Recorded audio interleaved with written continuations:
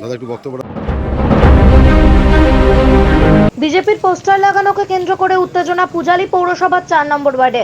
দক্ষিণ চব্বিশ পরগনার ডায়মন্ড হারবার কেন্দ্রের অন্তর্গত পূজালী পৌরসভা 4 নম্বর ওয়ার্ডের স্থানীয় বাসিন্দা ভারতীয় জনতা পার্টির কর্মী বিমান মণ্ডল 4 নম্বর ওয়ার্ডে ডায়মন্ড হারবার বিজেপি মনোনীত প্রার্থী অভিজিৎ দাস ওরফে ববির সমর্থনে পোস্টার লাগাচ্ছিলেন।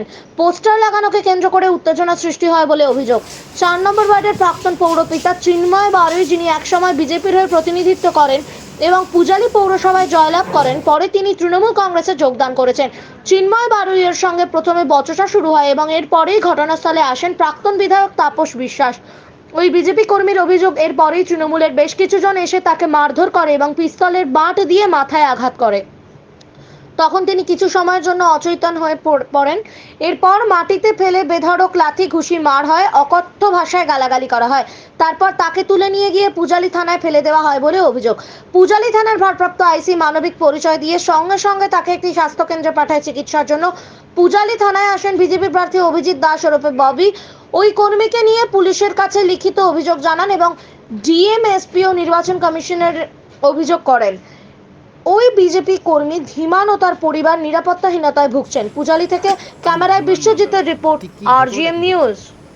আমরা আজকে পূজালী বজবজ 2 মণ্ডলের সমস্ত জায়গায় পোস্টার করছিলাম এবং ওখানে যে 3 নম্বর ওয়ার্ডের কাউন্সিলর, সে আমাদের ওই ওয়ার্ডে যখন প্রচার করছিলাম, কি নাম, চিন্ময় বারুই, এসে আমাদের যথারীতি মানে উত্তপ্ত ভাষায় বলে যে এখানে আমার ওয়ার্ডে কেন ঢোকা যাবে না, এই সমস্ত বলে আমাদেরকে উত্তপ্ত করে। আমরা চলে আসি ওখান থেকে। তারপরে আমার ওয়ার্ডে যখন আমি প্রচার করছিলাম, তখন চিন্ময় বারুইয়ের পাড়া থেকে একজন মস্তান, তৃণমূলের হারমাত বাহিনী, সে এসে অটোর চাবি খুলে নেয় এবং আমাদের সঙ্গে ধস্তাধস্তি শুরু করে। তারপরে সে, ওদের হাতে কি কি ছিল? তখন ও একা ছিল।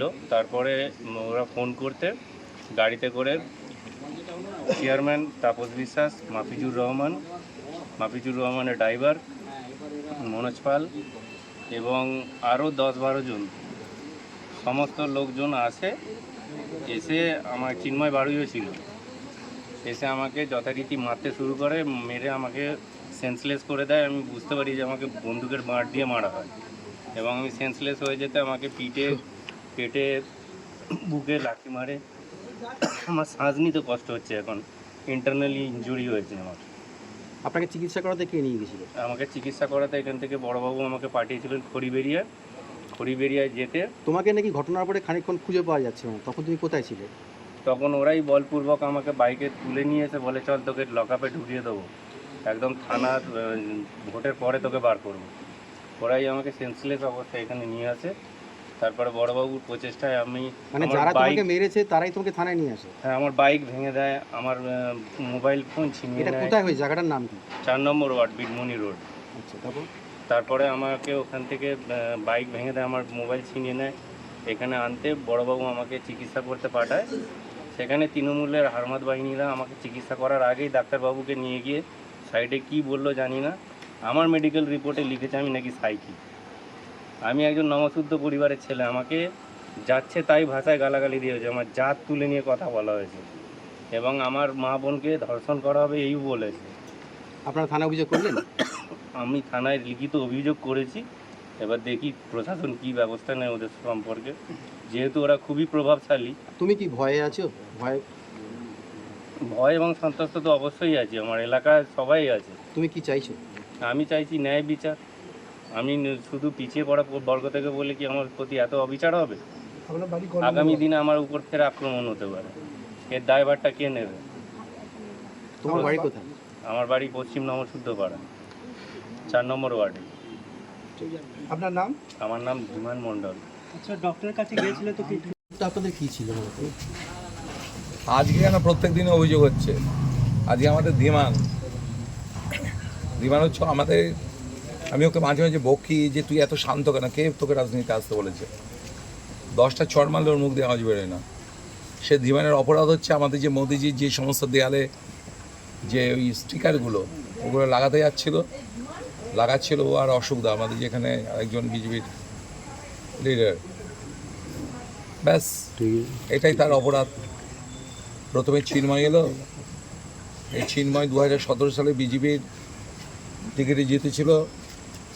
ওকে বম্বিং করে মারধর করে পিস্তল থেকে তৃণমূলে জয়েন করেছিল। তা সে এসে বললো কেন এগুলো লাগাচ্ছিস? বলো লাগাচ্ছি, তোমরা লাগাচ্ছ, ঠিক চলে গেল।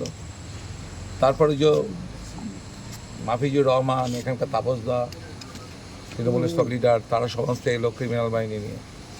একা পেয়েছে ছেলেটাকে। তাপসদা কে? তাপসদা ওনার নাম হচ্ছে আপনার এখানকার চেয়ারপারসন, যিনি চেয়ারম্যান এক্স।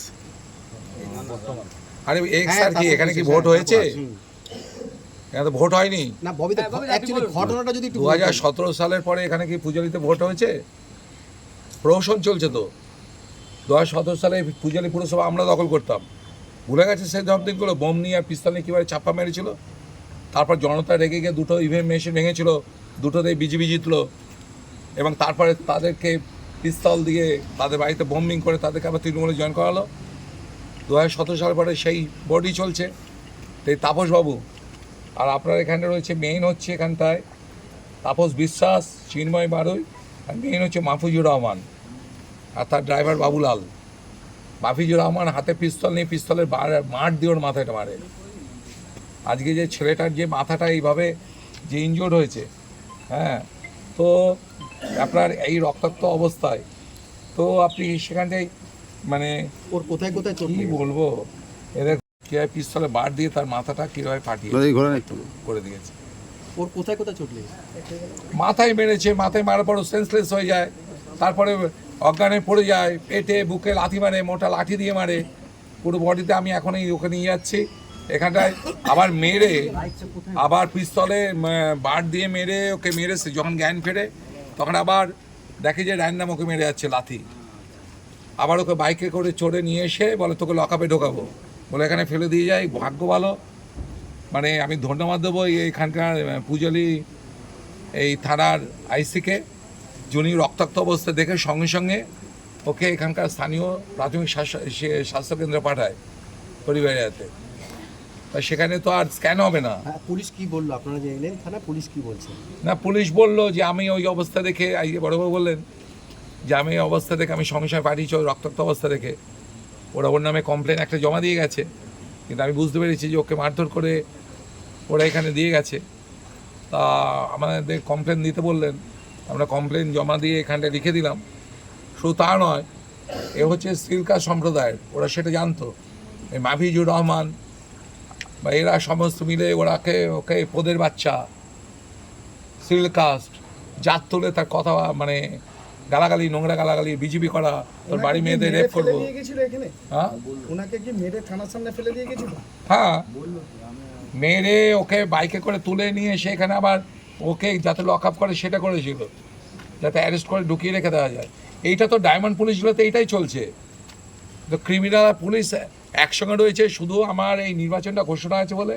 তাই আজকে যদি ইলেকশন না ঘোষণা হতো তাহলে হয়তো একেও লকআপে ঢোকানো হতো, যে গত 10 বছর ধরে যা এই নাটক চলছে। ববিতা কি মনে, যাদের নামে কমপ্লেন করে তার গ্রেফতার হতে পারে কি? দেখুন, আমি এসপিকে বলেছি, ডিএমকে বলেছি, ডিএম ততক্ষণ বলে আমি এসপিকে বলছি, আমরা ইলেকশন কমিশনে জানাবো। এছাড়া যেহেতু ওকে সিল কাস্ট একটা ছেলেকে এইভাবে অত্যাচার করেছে, হ্যাঁ, মমতা ব্যানার্জি বলেন না উনি নাকি সংখ্যালঘু সম্প্রদায়ের, দলিত সম্প্রদায়ের উনি হচ্ছে রক্ষাকর্তা করতেই। একটা দলিত সম্প্রদায়ের ছেলেকে এইভাবে মেরে হাফডেট করে ফেলে দিয়ে গেছে। আজকে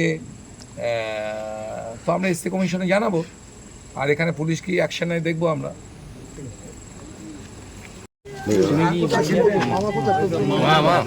আমি দেখছি সাইডে যাও না গো, ঠিক আছে, সাইডে যাও না গো।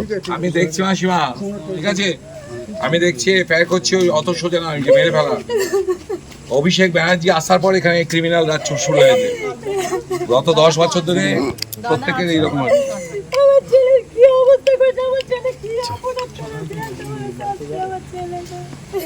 অভিষেক ব্যানার্জিকে হটানোর পর এই কান্না থামবে আপনাদের, চিন্তা করবেন না, এবার হটবে। ভাইরাস যতক্ষণ না যাচ্ছে এলাকায় শান্তি আসবে না।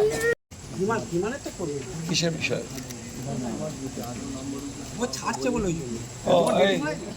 এই ডাক্তারবাবুকে ওই একটা ইয়ে করতে হবে যে ওকে যে নিয়ে যাচ্ছে সেই সুবিধা ওখানে সই করে নিয়ে যায় যে ওকে সুস্থ নিয়ে যাচ্ছে অসুস্থ অবস্থায় দেখো লেখাটা বলবে ঠিক বলছে যে আপনি যান গিয়ে কথাবার্তা বলুন, আমি যা লেখার লিখে দিয়েছি। রিপোর্ট কিছু চেঞ্জ হয়েছিল? রিপোর্ট চেঞ্জ হয়নি, উনি লিখেছেন আমি নাকি সাইকি।